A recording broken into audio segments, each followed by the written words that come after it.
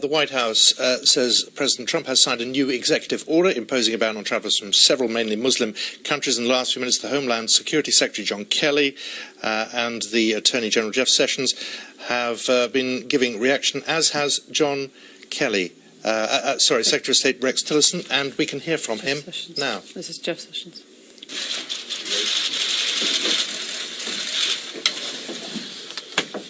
Well, good morning, and thank you for joining us.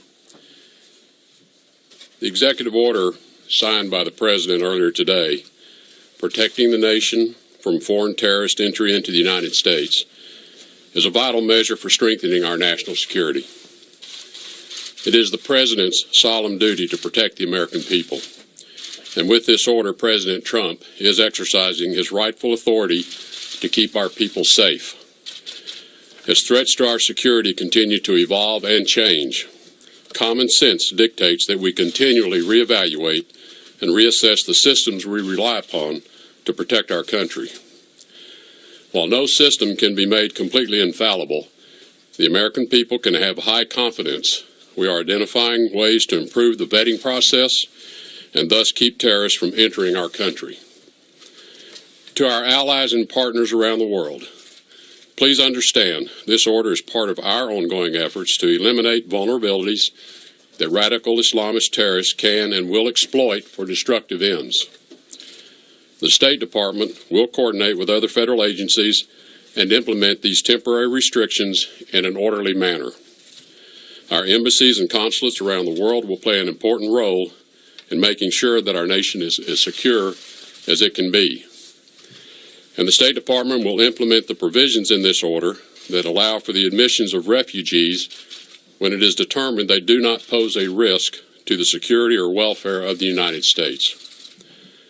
Upon the President's initial executive order issued on January the 27th, the State Department's Consular Affairs and Diplomatic Security offices immediately undertook a review in coordination with the Department of Homeland Security to identify additional measures that would strengthen our vetting of those seeking entry to the United States from 7 named countries. These early efforts were concentrated on Iraq. Iraq is an important ally in the fight to defeat ISIS, with their brave soldiers fighting in close coordination with America's men and women in uniform.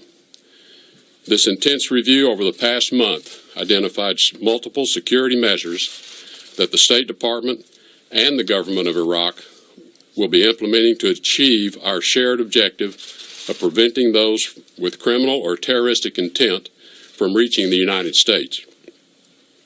I want to express my appreciation to Prime Minister al-Abadi of Iraq for his positive engagement and support for implementing these actions. The United States welcomes this kind of close cooperation with countries in every region of the world who share our commitment to national security. This revised order will bolster the security of the United States and her allies. Now, we've spent the morning briefing the Congress, the press, and we will continue to talk with key stakeholders this afternoon.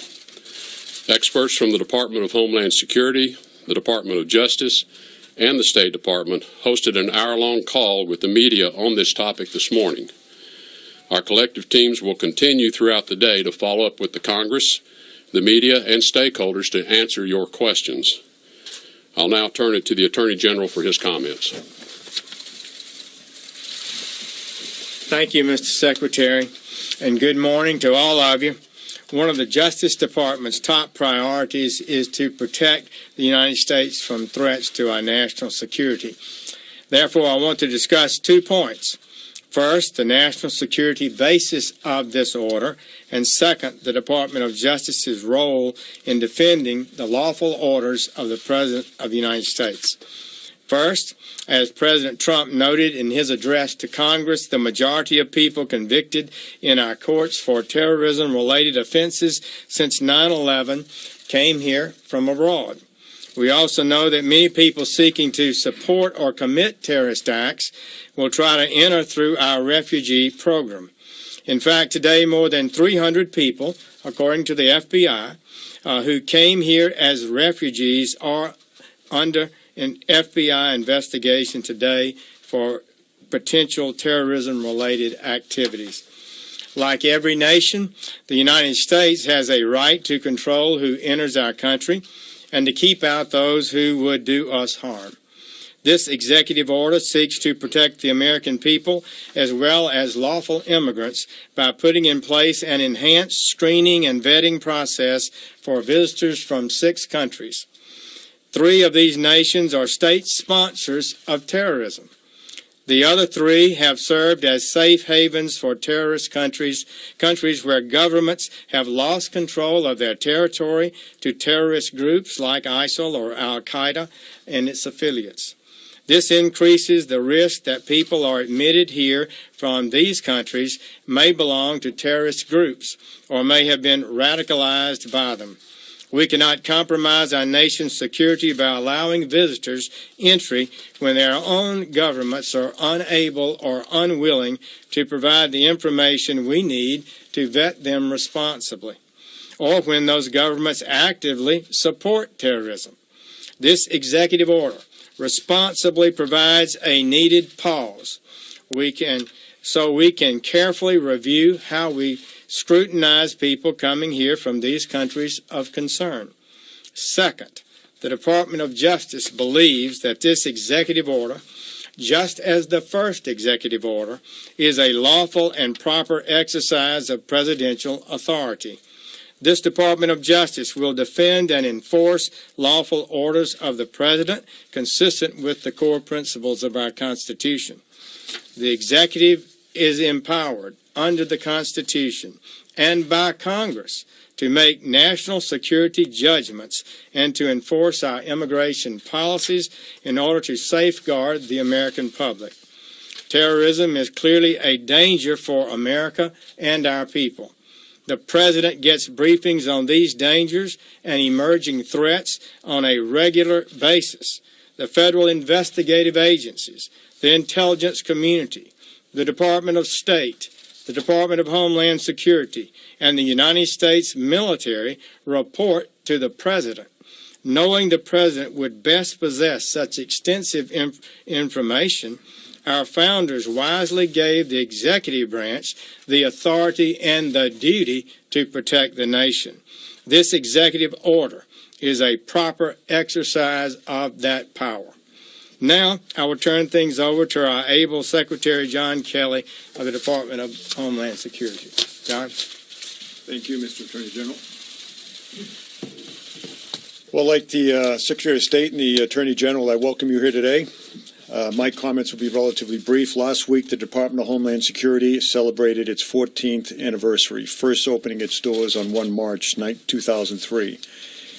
This Secretariat was established in response to the devastating attacks of September 11th, when foreign terrorists turned a beautiful but ordinary day into a nightmare. Those attacks taught us that we could not take our nation's security for granted, that Homeland Security must be our top priority, and that we needed to overcome our collective inability to connect the dots of intelligence and arrange them into a more comprehensive picture of the threats posed to America and our way of life. Though much has changed over the past 14 years, both in the world that is more dangerous and at DHS, which is much better. The fact remains that we are not immune to terrorist threats and that our enemies often use our own freedoms in generosity against us. Today's executive order, which President Trump signed this morning, will make America more secure and address long overdue concerns about the security of our immigration system. We must undertake a rigorous review and are undertaking a rigorous review of our immigration vetting programs to increase our confidence in the decisions we make relative to visitors and immigrants that travel to the United States. We cannot risk the prospect of malevolent actors using our immigration system to take American lives. This executive order is prospective in nature. Its focus is on preventing the entry of new foreign nationals from the 6 designated countries. Accordingly, it is important to note that nothing in this executive order affects existing lawful permanent residents or persons with current authorization to enter our homeland. Unregulated, unvetted travel is not a universal privilege, especially when national security is at stake. The White House worked closely with the Department of Homeland Security, the Department of Justice, and the Department of State to create an order that addresses previous concerns and protects the homeland and every one of our citizens. The men and women of the Department of Homeland Security, like their brothers and sisters throughout law enforcement, are decent men and women of character and conscience. They are no less so than the governors of our states and territories, of our senators and members of Congress, of our city mayors and various advocacy groups. These men and women are sworn to enforce the laws as passed by the United States Congress and would be in violation of the law in their sworn oaths if they did not do so.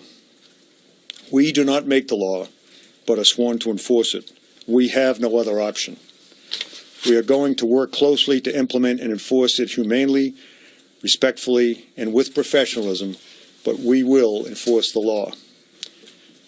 I want to thank the President for his leadership on this issue and for his steadfast support for our important law enforcement, security, and counterterrorism mission. Again, as previously mentioned, I have spent much of the day today on the phone with members of Congress, the leadership, explaining the ins and outs of this EO, and I did the same thing last week.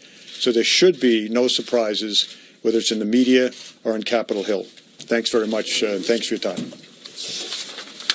Is this an acknowledgement that the first order was flawed in many ways and not well thought through?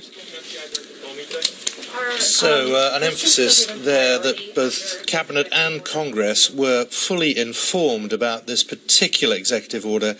You may remember last time many details of the travel ban seemed to come as a surprise to many, but all speakers there emphasising that the press also were given full details of the executive order hours before it was signed. That ban, we understand, coming in on the 16th of this month, that will give people, as it were, time to prepare their trip, something that Donald Trump insisted he didn't want to allow the first time the ban came in, which is why it was so immediate and had so little consultation, legal consultation around it. So, current visa holders will not be affected, according to officials. The new travel ban includes citizens from Iran, Somalia, Sudan, Yemen, Syria and Libya. Iraq, as we heard there, removed from the list after consultations between the two countries. The White House says President Trump has signed a new executive order imposing a ban on travellers from several mainly Muslim countries. In the last few minutes, the Homeland Security Secretary John Kelly and the Attorney General Jeff Sessions have been giving reaction, as has John Kelly. Secretary of State Rex Tillerson, and we can hear from him now. This is Jeff Sessions.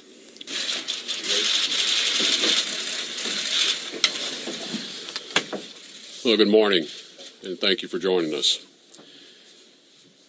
The executive order signed by the President earlier today, protecting the nation from foreign terrorist entry into the United States, is a vital measure for strengthening our national security. It is the President's solemn duty to protect the American people. And with this order, President Trump is exercising his rightful authority to keep our people safe.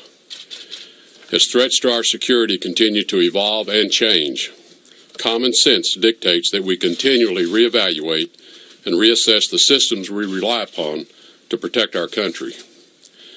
While no system can be made completely infallible, the American people can have high confidence we are identifying